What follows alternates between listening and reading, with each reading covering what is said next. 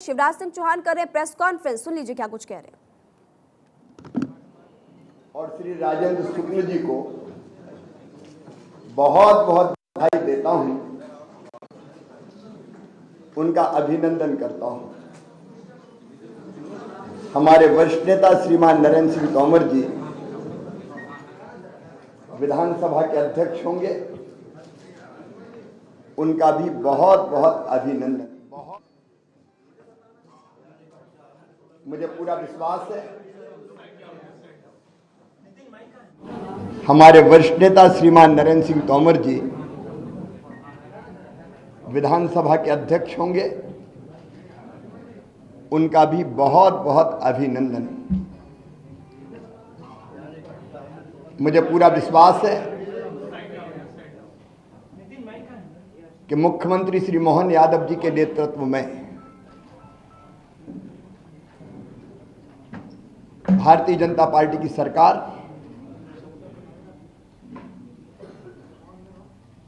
जो तेजी से काम चल रहे हैं उनको पूरा करेगी,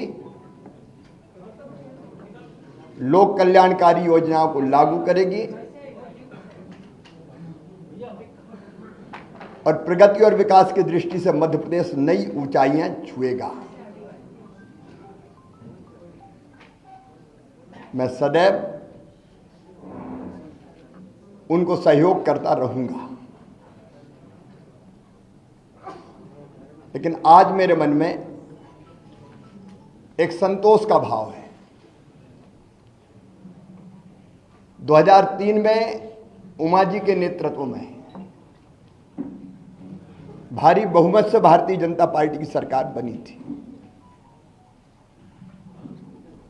और उसी सरकार का नेतृत्व मैंने उमा जी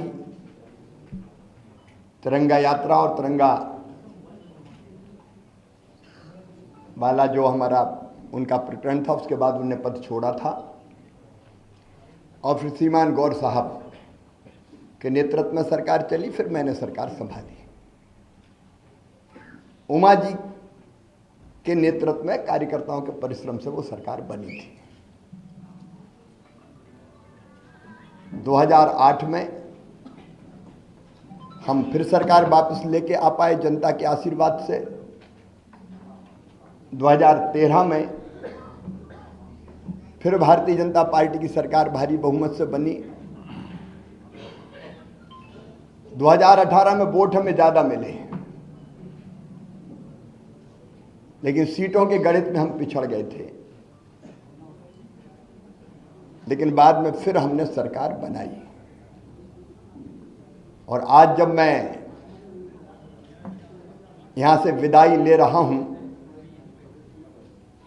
तो मुझे इस बात का संतोष है कि 2023 में फिर भारी बहुमत से भारतीय जनता पार्टी की सरकार बनी है। मेरा मन आनंद और संतोष से भरा हुआ है। लाखों कार्यकर्ताओं के परिश्रम से, प्रधानमंत्री जी के आशीर्वाद से, उनकी लोकप्रियता के कारण और केंद्र और राज्य की भी कल्याणकारी योजनाओं के कारण, जिसमें लाडली बहना का भी योगदान जबरदस्त है, ये सरकार बनी। लेकिन मेरे मन में संतोष है कि सरकार, भारी बहुमत वाली सरकार, जिसको 48.55% वोट मिले, अब तक के सबसे ज्यादा, वो सरकार बना के मैं जाऊंगा। और मुझे इस बात का भी संतोष है कि जब मध्य प्रदेश हमें मिला था विरासत में, तो एक पिछड़ा और बीमारू मध्य प्रदेश मिला था। एक लंबा सफर हमने विकास और प्रगति का तय किया और इन वर्षों में मैंने, मुझ में जितनी क्षमता थी, मुझ में जितना सामर्थ्य था, मैंने पूरा झोंक के अपने प्रदेश के लिए और जनता के कल्याण के लिए काम करने की कोशिश की। मैं अपनी क्षमताओं को अनंत नहीं मानता, लेकिन जितनी भी थी मुझ में, मैंने पूरी प्रामाणिकता, पूरी ईमानदारी, पूरे परिश्रम के साथ प्रदेश का विकास और अपने प्राणों से प्यारी जनता का कल्याण हो, इसमें अपने आप को झोंका। गड्ढों वाली सड़कों से शानदार हाईवे वाले सड़कों का प्रदेश मध्य प्रदेश बन गया। अंधेरों के घेरों से निकाल के उजालों की नई दुनिया में हम मध्य प्रदेश को लेके आए। कृषि के क्षेत्र में चमत्कार हुआ है, आप सब जानते हैं, मैं नहीं विशेषज्ञ कहते हैं। 159 लाख मीट्रिक टन से उत्पादन बढ़ के 619 लाख मीट्रिक टन हुआ। एग्रीकल्चर ग्रोथ मध्य प्रदेश की चमत्कृत करने वाली है और वही मध्य प्रदेश की आर्थिक प्रगति का फिर बड़ा कारण बनी। 11,000 रुपया पर कैपिटा इनकम से हम 1,40,000 रुपया तक लेके आ पाए। 71,000 करोड़ की जीएसडीपी को हम बढ़ा के आज 14 लाख करोड़ के पार ले गए। इंडस्ट्रियल ग्रोथ रेट भी हमारी 24% पहुंच गई। और सामान्य शब्दों में अगर मैं सोचता हूं तो भट्ट सुअर से हमारा सफ़र यहाँ शुरू हुआ था, उससे मेट्रो ट्रेन तक का सफ़र हमने तय किया। टपरे वाली ITI से हम ग्लोबल स्किल पार्क तक पहुंचे। मेडिकल कॉलेज नए हो या CM राइज स्कूल हो,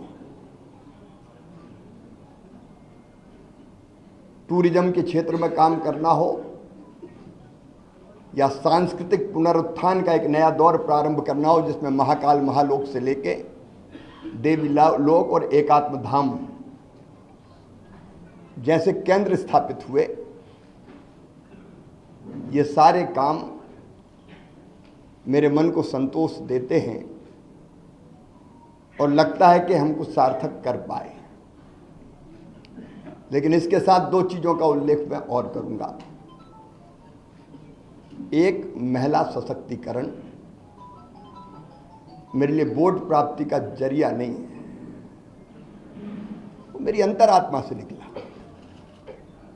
क्योंकि बचपन से मैंने बेटियों की अपने गांव में ही और बहनों की दुर्दशा देखी थी। बेटियां कोख में मारी जाती थी, उस पीड़ा ने जन्म दिया लाडली लक्ष्मी जैसी योजना को। उसके पहले भी कुछ पत्रकार मित्र जानते हैं, जब मैं कुछ नहीं था तब भी मैं बेटियों की शादी करता था। मैंने सोचा नहीं था कि मैं कभी मुख्यमंत्री बनूंगा। ये तो भारतीय जनता पार्टी ही ऐसा दल है जो एक साधारण कार्यकर्ता को उठा के ले जाती है। मेरी कल्पना नहीं थी,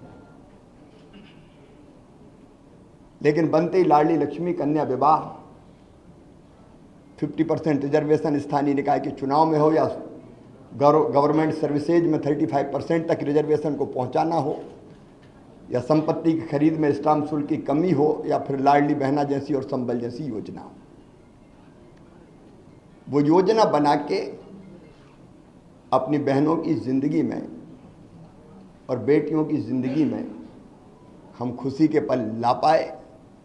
और लाडली लक्ष्मी जैसी योजना से सेक्स रेशियो में परिवर्तन आया, वो केवल कागजी नहीं रही।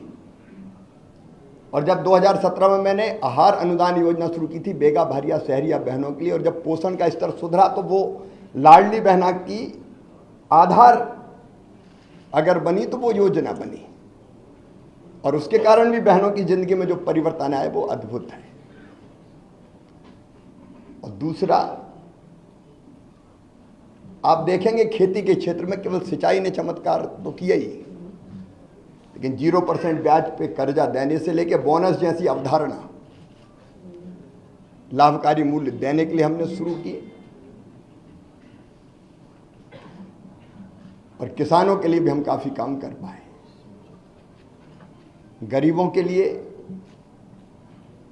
मैं एक एक योजना का नाम नहीं लूंगा, लेकिन अनेकों कल्याणकारी योजना। और पिछला जो कार्यकाल अभी जो गुजरा है, ये तो कोविड के दौरान 2 साल तो कोविड रहा, 1.25 साल ही हम ढंग से काम कर पाए। और कोविड में भी मैं एक चीज़ मुझे रोमांचित करती है, जब मजदूर पैदल आ रहे थे अपने सर पे गठरियाँ रख के, तो मेरी अंतरात्मा ने कहा कि मध्य प्रदेश की धरती पर कोई मजदूर पैदल नहीं चलना चाहिए। वो कठिन समय था, बसें लगाना और लोग नियुक्त करना, कर्मचारी अधिकारी, लेकिन हमने मध्य प्रदेश की धरती पर फिर मजदूरों को पैदल नहीं चलने दिया। इस्तीफे के बाद शिवराज सिंह चौहान प्रेस कॉन्फ्रेंस कर रहे थे, अपने कार्यकाल को लेकर जानकारी देते हुए नजर आए।